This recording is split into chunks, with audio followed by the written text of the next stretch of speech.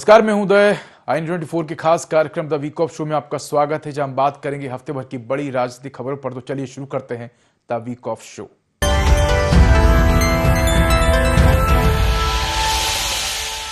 मध्य प्रदेश में चुनाव भले ही अभी दूर हो, लेकिन कांग्रेस की नजर बहुसंख्यक वोटरों पर अभी से लग गई है। यही वजह है कि पार्टी अब सॉफ्ट हिंदुत्व की राह पर चलती दिखाई दे रही है। नए साल में कांग्रेस साधु संतों और पुजारियों के मुद्दों को लेकर सड़कों पर उतरने की तैयारी कर रही है। कांग्रेस के प्रदेशव्यापी धरना प्रदर्शन को सॉफ्ट हिंदुत्व की इसी रणनीति से जोड़कर देखा जा रहा है। हालांकि बीजेपी का तर्क है कि हमेशा तुष्टीकरण की राजनीति करने वाली कांग्रेस अब सनातन का दिखावा कर गुमराह करने की कोशिश कर रही है। इसी पर देखिए खास रिपोर्ट। मध्य प्रदेश में चुनाव भले ही अभी दूर हों, लेकिन लगता है कांग्रेस की नजर बहुसंख्यक वोटरों पर अभी से लग गई है। यही वजह है कि पार्टी अब सॉफ्ट हिंदुत्व की राह पर चलती दिखाई दे रही है। लंबे समय तक बीजेपी के मजबूत माने जाने वाले सनातन और मंदिर से जुड़े मुद्दों को कांग्रेस ने अपने नए राजनीतिक एजेंडे में शामिल कर लिया है। नए साल में कांग्रेस साधु संतों और पुजारियों के मुद्दों को लेकर सड़कों पर उतरने की तैयारी कर रही है। जनवरी में प्रस्तावित कांग्रेस के प्रदेश व्यापी धरना प्रदर्शन को सॉफ्ट हिंदुत्व की इसी रणनीति से जोड़कर देखा जा रहा है। पुजारी वेतनमान, मंदिरों पर सरकारी नियंत्रण, समितियों में अफसरों के दखल और मंदिरों की जमीन की नीलामी जैसे मुद्दों को कांग्रेस आस्था नहीं बल्कि अधिकारों से जोड़कर पेश करना चाहती है। हालांकि बीजेपी का तर्क है कि हमेशा तुष्टीकरण की राजनीति करने वाली कांग्रेस अब सनातन का दिखावा कर गुमराह करने की कोशिश कर रही है। वहीं कांग्रेस का दावा है कि प्रदेश में करीब 50,000 पुजारी हैं और उनके अधिकारों पर कुठाराघात किया जा रहा है।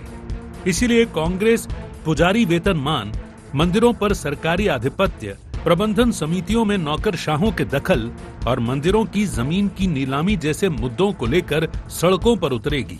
नए साल में कांग्रेस का नया सियासी मोड़, सनातनी मुद्दे पर धरना प्रदर्शन, जनवरी में प्रदेश व्यापी आंदोलन, पुजारी वेतनमान की मांग, मंदिरों पर सरकारी नियंत्रण का विरोध, समितियों में अफसरों के दखल पर सवाल, 10 एकड़ भूमि नीलामी आदेश का विरोध, सुप्रीम कोर्ट के फैसले का हवाला, मंदिरों की जमीन देवता के नाम होती है दर्ज, कमलनाथ सरकार में पुजारियों को सुविधाओं का दावा।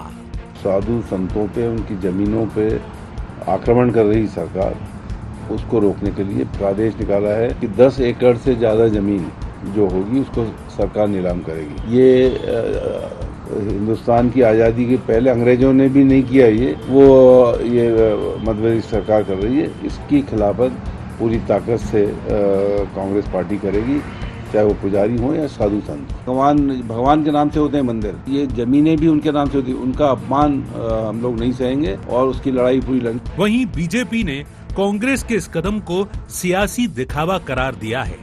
बीजेपी का कहना है कि कांग्रेस नेता कभी मंदिर नहीं जाते और अब सनातन की राजनीति कर रहे हैं। पार्टी का दावा है कि बीजेपी सरकार ने पुजारियों के अधिकारों की रक्षा की, मंदिरों की संपत्ति को सुरक्षित किया और साधु संतों के सम्मान को बढ़ाया है। बीजेपी का आरोप है कि कांग्रेस समाज में विघटन पैदा करने की कोशिश कर रही है, लेकिन साधु संत कांग्रेस के बहकावे में आने वाले नहीं हैं। अरे भाई, किस बात का आंदोलन करोगे? खुद तो कभी मंदिर जाते नहीं, खुद ने तो सरकार में जब रहे कभी दर्शन किए नहीं, पुजारी की आंसू पोंछे नहीं। भारतीय जनता पार्टी की सरकार ने पुजारियों की संपत्तियों को सुरक्षित करने का काम करा, मंदिरों की संपत्तियों को सुरक्षित करने का काम करा, पुजारी का वेतनमान सुनिश्चित करके उसे रेगुलर करने का काम किया। हर स्थान पर, धार्मिक स्थान पर आप जाके देखेंगे तो वहाँ की व्यवस्थाएं, प्रबंधन को सुधारने का काम किया। कांग्रेस जो है समाज के अंदर और विशेष करके हमारे इन साधु संतों के बीच में बरगलाने का प्रयास कर रही है, परंतु ये संत समाज हो चाहे ये मध्य प्रदेश की जनता हो, अब कांग्रेस का असली चेहरा समझ चुकी है। कुल मिलाकर नए साल में मध्य प्रदेश की राजनीति में सनातन मुद्दा सियासी हथियार बनता दिखाई दे रहा है। कांग्रेस इसे पुजारियों और साधु संतों के हक की लड़ाई बता रही है, तो वहीं बीजेपी इसे राजनीतिक स्टंट करार दे रही है। ऐसे में सवाल यही है कि क्या सनातन का ये मुद्दा कांग्रेस को नई सियासी धार देगा या फिर बीजेपी इसे भी अपने पक्ष में मोड़ लेगी। Bureau report, IND 24। Madhya Pradesh Congress अध्यक्ष जीतू पटवारी के एक बयान ने सियासी गलियारों में हलचल मचा दी है। जीतू पटवारी ने खुद को वनवास भोगने वाला बताया। उनका यह बयान कैमरे में कैद हुआ और देखते ही देखते सोशल मीडिया पर वायरल हो गया। पटवारी के इस बयान को कांग्रेस जहां भावनात्मक संघर्ष और राजनीतिक लड़ाई से जोड़कर देख रही है, तो वहीं बीजेपी जीतू पटवारी के बयान पर निशाना साध रही है। इसी पर देखिए खास रिपोर्ट। मध्य प्रदेश कांग्रेस अध्यक्ष जीतू पटवारी के एक बयान ने सियासी गलियारों में हलचल मचा दी है।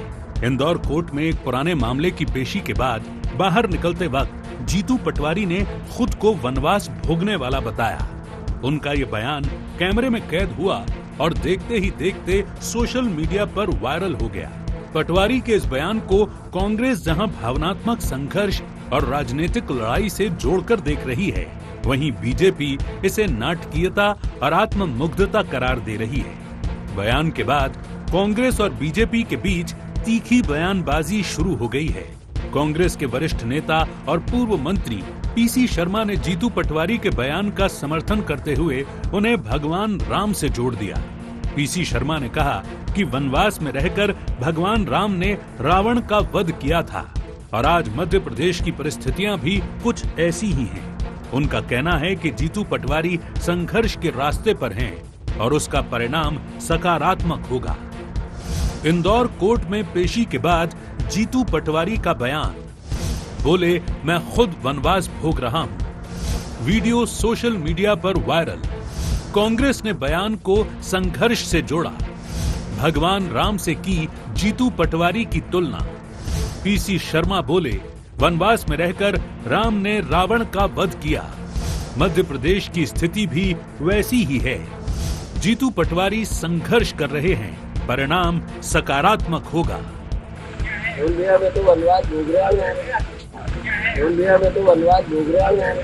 जीतू पटवारी जी का मंतव्य यही है कि वनवास में रह के भगवान राम ने रावण को मारा था। आज जो परिस्थितियां हैं मध्य प्रदेश में उसी तरह इंगित कर रही है, इसलिए ये सब का सफाया करेंगे तभी जीवन वनवास खत्म हो। वहीं बीजेपी ने इस पूरे बयान पर कड़ा ऐतराज जताया है। बीजेपी विधायक रामेश्वर शर्मा ने जीतू पटवारी की राम से तुलना को गलत बताया। उन्होंने तंज कसते हुए कहा कि कांग्रेस ने ही जीतू पटवारी को वनवास दिया है और राम से खुद की तुलना करना ठीक नहीं। रामेश्वर शर्मा ने नसीहत दी कि राम बनने की कोशिश मत करो, राम के चरणों की धूल बनो। कांग्रेस ने उनको वनवास दिया है तो मुझे नहीं मालूम, और किस बात का वो वनवास भोग रहे हैं वो जाने।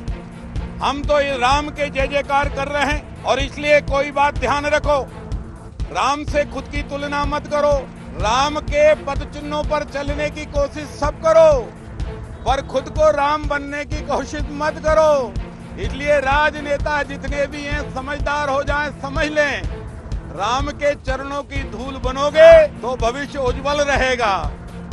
कुल मिलाकर जीतू पटवारी के वनवास वाले बयान ने राजनीति को एक बार फिर गरमा दिया है। कांग्रेस इसे संघर्ष और धैर्य की कहानी बता रही है, जबकि बीजेपी इसे कांग्रेस की अंदरूनी राजनीति और नेतृत्व संकट से जोड़कर देख रही है।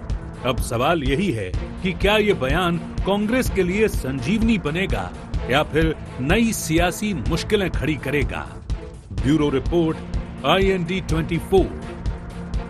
मनरेगा एक योजना नहीं बल्कि गांव-गांव तक रोजगार और सम्मान की गारंटी का नाम है, लेकिन अब इसी नाम को बदलने का फैसला सियासत के केंद्र में आ गया है और इसी फैसले के खिलाफ कांग्रेस अब सीधे सड़कों पर उतरने जा रही है।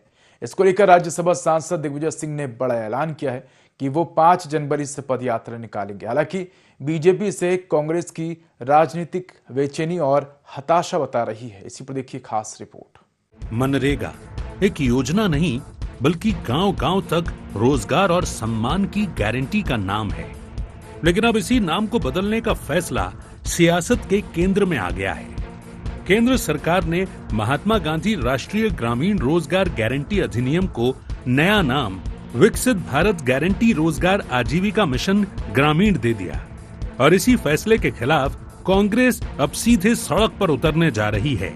राज्यसभा सांसद और मध्य प्रदेश के पूर्व मुख्यमंत्री दिग्विजय सिंह ने बड़ा ऐलान किया है।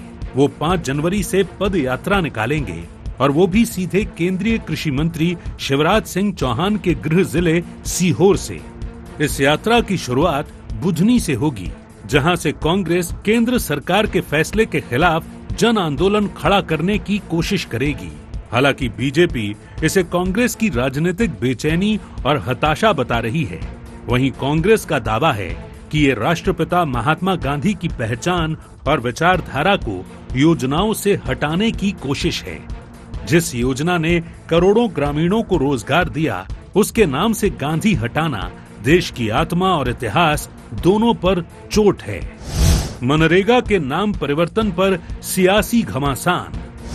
वीबी जी राम जी नाम को लेकर कांग्रेस का विरोध। 5 जनवरी से दिग्विजय सिंह की पद यात्रा। सीहोर के बुधनी से होगी यात्रा की शुरुआत। यात्रा में जीतू पटवारी भी होंगे शामिल। केंद्र सरकार पर गांधी जी के अपमान का आरोप। मनरेगा जो महात्मा गांधी जी के नाम से है, एक तरह से उसकी हत्या कर रहे हैं। सीहोर जिले से दिग्विजय सिंह जी और पूरी कांग्रेस पार्टी मध्य प्रदेश में आंदोलन करेगी। महात्मा गांधी का अपमान किया है, इसलिए मध्य प्रदेश के पूर्व मुख्यमंत्री दिग्विजय सिंह जी और जीतू पटवारी जी उन्हीं के क्षेत्र से ये शंखनाद करेंगे। वहीं बीजेपी ने दिग्विजय सिंह और जीतू पटवारी की पदयात्रा को प्रेशर पॉलिटिक्स करार दिया है। बीजेपी नेताओं का कहना है कि कांग्रेस को विकास से नहीं बल्कि सिर्फ नाम और राजनीति से मतलब है। बीजेपी का आरोप है कि जिस योजना के नाम बदलने पर आज कांग्रेस सड़क पर उतर रही है, उसी योजना का नाम कांग्रेस सरकारों ने अपने कार्यकाल में 3 बार बदला। पहले इसे जवाहर रोजगार योजना कहा गया, फिर नरेगा और बाद में मनरेगा नाम दिया गया। ऐसे में अब नाम परिवर्तन पर कांग्रेस का विरोध दोहरे चरित्र बताता है। बीजेपी का कहना है कि दरअसल कांग्रेस को योजना के नाम में जुड़े राम शब्द से परेशानी है। कांग्रेस के पास न जमीनी कार्यकर्ता हैं, न जनता का समर्थन। इसीलिए ऐसी यात्राएं सिर्फ मीडिया में बने रहने का जरिया हैं। हम आहें भी भरते हैं तो हो जाते हैं बदनाम, और वो कत्ल भी करे तो चर्चा भी ना हो। जवाहर रोजगार योजना, फिर नरेगा, फिर मनरेगा, ये 3 बार इस ग्रामीण योजना का नाम बदलने वाली कांग्रेस और नाम के ऊपर राजनीति कर रही है। जी राम जी, क्या राम जी से तकलीफ है? ये दिग्विजय सिंह जी प्रेशर पॉलिटिक्स कर रहे हैं। कांग्रेस क्राइसिस में है, कांग्रेस कंफ्यूजन में है, और दिग्विजय सिंह जी को फिर से राज्यसभा में जाना है, समय खत्म हो रहा है, इसलिए वो प्रेशर पॉलिटिक्स कर रहे हैं, जीतू पटवारी को घापे में ले रहे हैं। कुल मिलाकर मनरेगा के नाम परिवर्तन का मुद्दा अब राजनीतिक टकराव का रूप ले चुका है। कांग्रेस इसे महात्मा गांधी के सम्मान से जोड़ रही है, तो बीजेपी इसे विकास और नई सोच का नाम दे रही है। ऐसे में सवाल यही है कि ये पद यात्रा जन आंदोलन बनेगी या सिर्फ सियासी दबाव की रणनीति साबित होगी। Bureau report, IND 24। Madhya Pradesh में संगठन सृजन में लगी कांग्रेस ने नए साल के पहले ही दिन संगठन विस्तार को लेकर बड़ा सियासी कदम उठाया है। पार्टी अब जिला और ब्लॉक से आगे बढ़ते हुए सीधे गांव और पंचायत स्तर तक अपनी पकड़ मजबूत करने जा रही है। कांग्रेस का लक्ष्य है कि अगले 3 महीनों में प्रदेश के हर गांव में संगठन खड़ा किया जाए। हालांकि कांग्रेस के इस चुनावी अभियान को बीजेपी चुनावी हताशा से उपजा प्रयास करार दे रही है। इसी पर देखिए खास रिपोर्ट। मध्य प्रदेश में सृजन में लगी कांग्रेस ने नए साल के पहले ही संगठन विस्तार को लेकर बड़ा सियासी कदम उठाया है। पार्टी अब जिला और ब्लॉक से आगे बढ़ते हुए सीधे गांव और पंचायत स्तर तक अपनी पकड़ मजबूत करने जा रही है। आज से पूरे मध्य प्रदेश में पंचायत कांग्रेस कमेटियों के गठन की शुरुआत हो चुकी है। इस अभियान की कमान खुद प्रदेश कांग्रेस अध्यक्ष जीतू पटवारी ने संभाल ली है। कांग्रेस का लक्ष्य है कि अगले 3 महीनों में प्रदेश के हर गांव में संगठन खड़ा किया जाए। हालांकि कांग्रेस के इस अभियान को बीजेपी चुनावी हताशा से उपजा प्रयास करार दे रही है, तो वहीं जीतू पटवारी दावा कर रहे हैं कि पंचायत और वार्ड स्तर पर मजबूत संगठन ही आने वाले चुनावों में पार्टी की ताकत बनेगा। उन्होंने कहा कि इसके जरिए ही हम बीजेपी की नफरत से लड़ेंगे। नए साल में कांग्रेस का बड़ा कदम, पूरे प्रदेश में पंचायत कांग्रेस कमेटी गठन, भोपाल से हुई अभियान की शुरुआत, कोड़िया देवका गांव में पहला गठन, टीला खेड़ी में किसानों से संवाद, 5 जनवरी से प्रदेश भर में एक साथ अभियान, 20 फरवरी से पहले पूरा करने का लक्ष्य, जिला ब्लॉक के बाद अब गांव तक विस्तार, हर गांव में कांग्रेस संगठन का लक्ष्य। हमने बहुत बृहत और महत्वाकांक्षी प्रोग्राम है कांग्रेस पार्टी का कि ग्राम स्तर पर कांग्रेस का संगठन गठित हो, वार्ड स्तर पर कांग्रेस का संगठन गठित हो। मूल उद्देश्य कांग्रेस की विचारधारा को घर घर तक ले जाना, भारतवर्ष के भाईचारे को पूरे घर घर तक बनाना, ये मोटिव भारतीय जनता पार्टी की नफरत से लड़ने का है। 5 तारीख से पूरे प्रदेश में एक साथ ये चालू होगा। वहीं बीजेपी का कहना है कि गांवों में कांग्रेस के पास न तो मजबूत नेतृत्व है और न ही कार्यकर्ता हैं। ऐसे में नए साल पर संगठन खड़ा करने की बात सिर्फ मीडिया में बने रहने की कवायद है। कांग्रेस का ये लगातार हो रही हार के सदमे से उभरने का प्रयास है। बीजेपी का आरोप है कि मध्य प्रदेश में संगठन सृजन के नाम पर कांग्रेस का विसर्जन हो चुका है। जीतू पटवारी जी के नेतृत्व में न तो कार्यकर्ता है न नीचे कोई कार्यक्रम है। अब मध्य प्रदेश के अंदर प्रत्येक पंचायत स्तर पर कांग्रेस पंचायत इकाई गठन करेगी।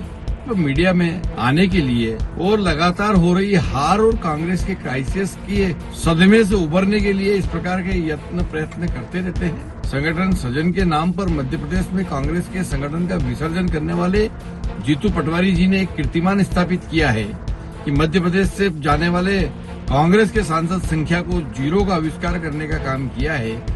बहरहाल पंचायत कांग्रेस कमेटी गठन को लेकर मध्य प्रदेश की सियासत एक बार फिर गर्मा गई है।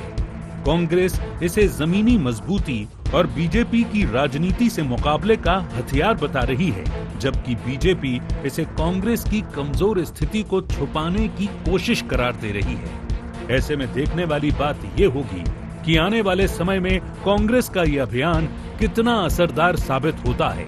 Bureau report, IND 24। Madhya Pradesh में धार्मिक पर्यटन को लेकर मुख्यमंत्री डॉक्टर मोहन यादव सरकार पूरी ताकत झोंकती दिखाई दे रही है। जबलपुर में आयोजित विश्व रामायण सम्मेलन में शामिल होकर मुख्यमंत्री डॉक्टर मोहन यादव ने युवाओं से रामायण और रामचरितमानस के आदर्शों को अपनाने की अपील भी की है। सरकार का दावा है कि इन प्रयासों से पर्यटन, निवेश और रोजगार के नए अवसर पैदा हो रहे हैं। इसी पर देखिए खास रिपोर्ट। मध्य प्रदेश में धार्मिक पर्यटन को लेकर मुख्यमंत्री डॉक्टर मोहन यादव सरकार पूरी ताकत झोंकती दिखाई दे रही है। राम वन गमन पथ, चित्रकूट का विकास, ओरछा में राम राजा लोक, नर्मदा परिक्रमा पथ और विश्व रामायण सम्मेलन जैसे आयोजनों के जरिए सरकार प्रदेश को देश के बड़े धार्मिक पर्यटन केंद्र के रूप में स्थापित करने का दावा कर रही है। मुख्यमंत्री खुद श्री रामचंद्र पथ गमन न्यास के अध्यक्ष हैं और इस परियोजना को प्राथमिकता से आगे बढ़ा रहे हैं। जबलपुर में आयोजित विश्व रामायण सम्मेलन में शामिल होकर मुख्यमंत्री डॉक्टर मोहन यादव ने युवाओं से रामायण और रामचरितमानस के आदर्शों को अपनाने की अपील भी की। सरकार का दावा है कि इन प्रयासों से पर्यटन, निवेश और रोजगार के नए अवसर पैदा हो रहे हैं। रामपथ गमन के विकास पर सरकार का फोकस। जबलपुर में विश्व रामायण सम्मेलन, चित्रकूट को अयोध्या की तर्ज पर करेंगे विकसित। ओरछा में श्री राम राजा लोक का दूसरा चरण, राम वन गमन पथ के नए स्थल चिन्हित। नर्मदा परिक्रमा पथ में सुविधाएं बढ़ाने की योजना, रिकॉर्ड निवेश और पर्यटकों का हुआ आगमन।